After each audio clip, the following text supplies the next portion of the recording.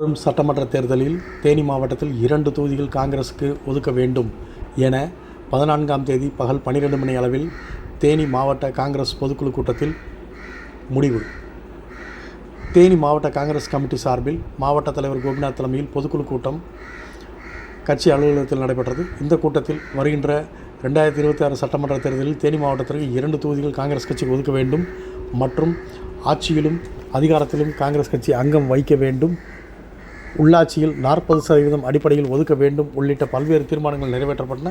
கூட்டத்தில் பொதுக்குழு உறுப்பினர் முனியாண்டி, நகர பொருளாளர் சுதாகர், எஸ்சி துறை மாவட்ட தலைவர் இனிவன், நகர துணைத் தலைவர்கள் ஞானசேகரன், பாலகுரு, மாவட்ட செயலாளர்கள் பெத்தனசாமி, முகமது சம்சுதீன் உள்ளிட்ட மாவட்ட நகர நிர்வாகிகள் ஏராளமானோர் கலந்து கொண்டனர்.